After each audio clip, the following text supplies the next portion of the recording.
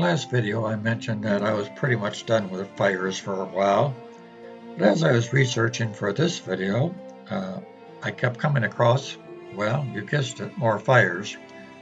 And so I thought since we've been covering it, I'll continue along in this video with some fires, some that you probably aren't aware of, and some that you probably are aware of. The first ones we want to look at are the elevators in Port Huron. These go back in the 1800s, early 1900s, and we've covered this in previous videos. But since that time, I've gotten additional information and some photographs I want to share with you. These three photographs represent the three elevators that were pretty prominent in Port Huron around the late 1800s, early 1900s. This elevator that we're looking at now is the Mcmorran complex, elevator and mill combined. This complex is located at what is now Vantage Point. The large red rectangle you see here represents the Mcmorran elevator complex, and the smaller one represents the railroad station, the Pierre Marquette Railroad Station that was very near to it. The street in the middle of the photograph that goes straight up is Court Street, and it used to be that Court Street went all the way to the waterfront, which was to the elevator. As we zoom in here a little bit, that archway that you see on Court Street going into Vantage Point, if you were to go just to the left of that a little bit and take a picture, you would catch the very end of the Pierre Marquette Railroad Station, and then you would catch the Mcmorran complex, which is what this photograph right here does.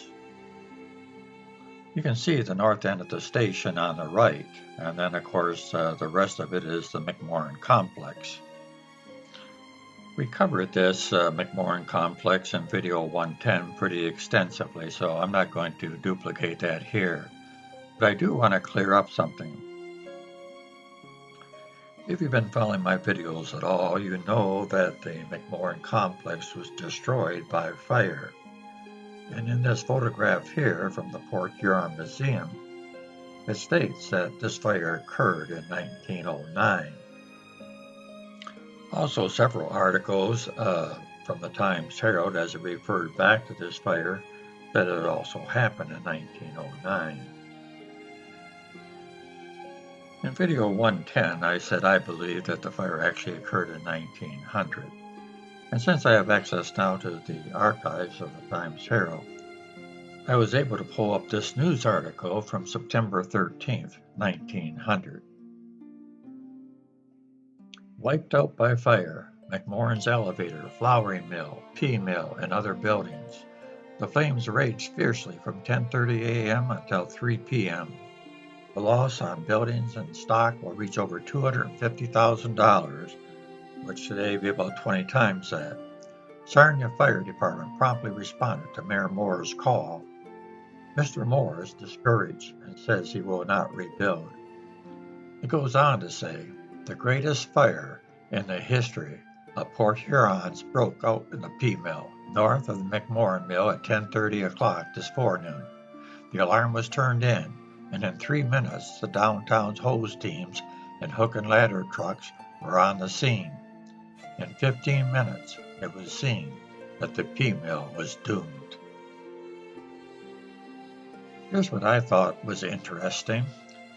The article says large pieces of sheet iron, metallic shingles, and pieces of burning wood were blown across St. Clair River to Sarnia and set fire to the stables of J.S. Wood, J.S. Wood's residence, Richard Glynn's house, the Presbyterian Church, Clark Warehouse, St. Andrew's Rink, Longhead's Wharf, and 5 other residences were set on fire. The stables of J.S. Wood were totally destroyed. The other fires were extinguished before much damage had been done. The thing I don't understand is, how could large pieces of sheet iron blow across the river? But that's what it says. So Sarnia also suffered from this fire as well. A little further on it says as Henry Mcmorran was standing beside his wife and daughter watching the flames, he was asked by the Times, "Will you rebuild?" "I will not," he replied. I've had all the experience I want with fires. During the past 20 years, I've lost over $100,000 by fire, independent of the insurance I have received. Well, you can imagine Mcmorran was pretty upset over this fire, but he had a right to be, because I found out 5 years earlier, in 1895, his elevator also burned to the ground. This is what showed up in the newspaper on May 13th, 1895. Disastrous fire. Mcmorran elevator burned Sunday morning. Good work of the firemen saved George R. Davidson's mill, the hottest fire ever known in Port Huron. It is estimated the loss will reach nearly $200,000. Sounds familiar, doesn't it? So Mcmorran Elevators was destroyed by fire in 1895 and also 1900. So where does the 1909 come in? Well, my first clue was this photograph here. By the way, this is a great picture of the fire.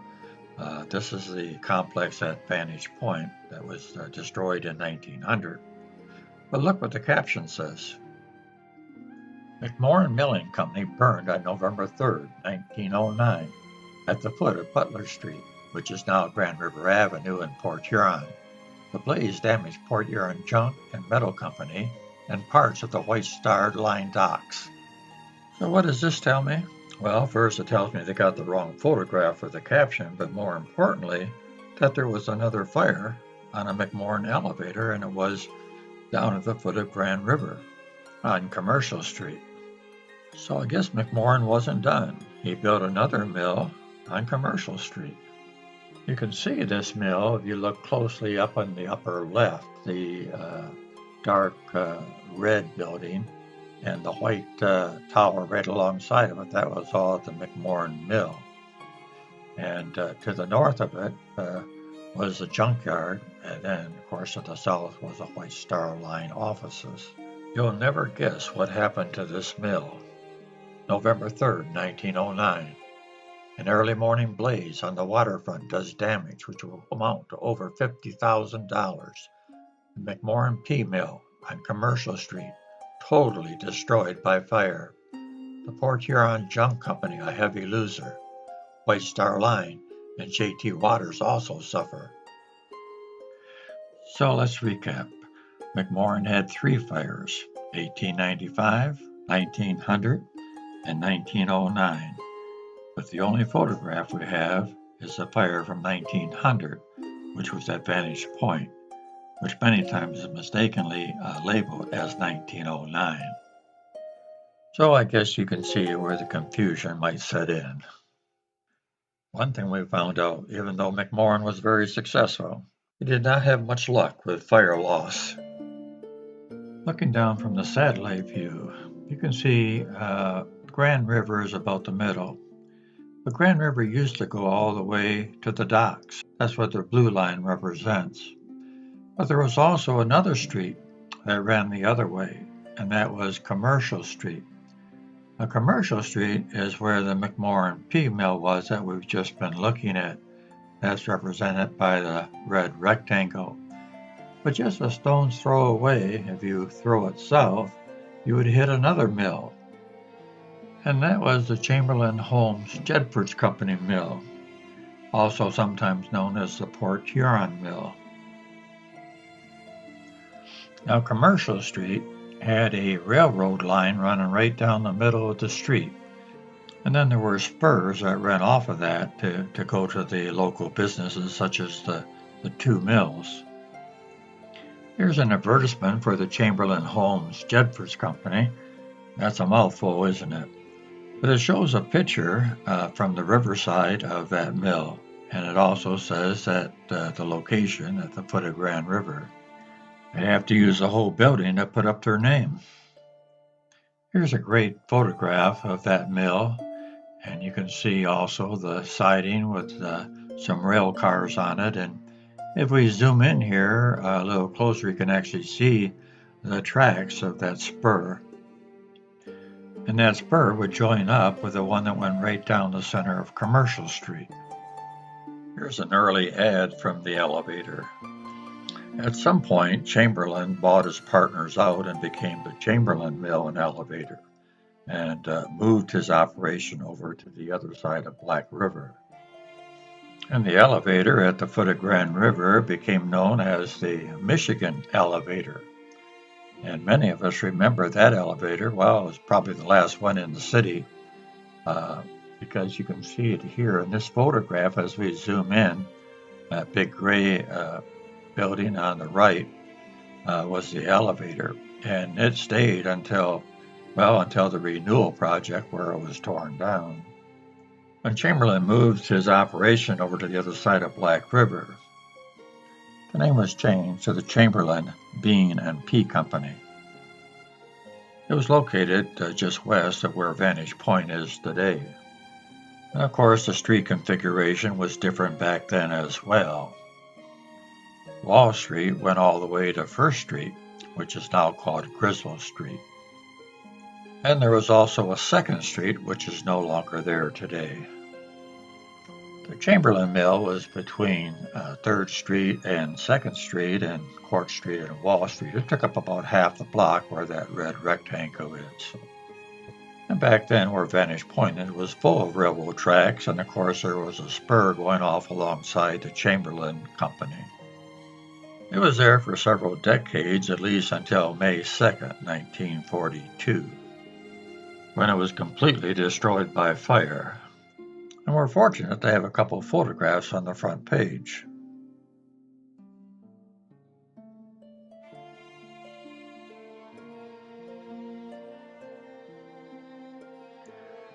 With additional photographs on the inside of the paper.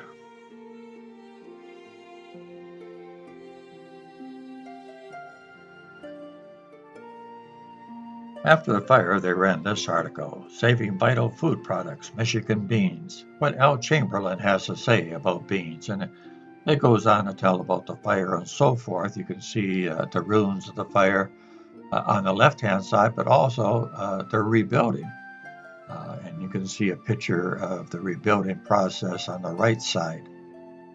So what did they do with all the burnt wood and beans that were ruined?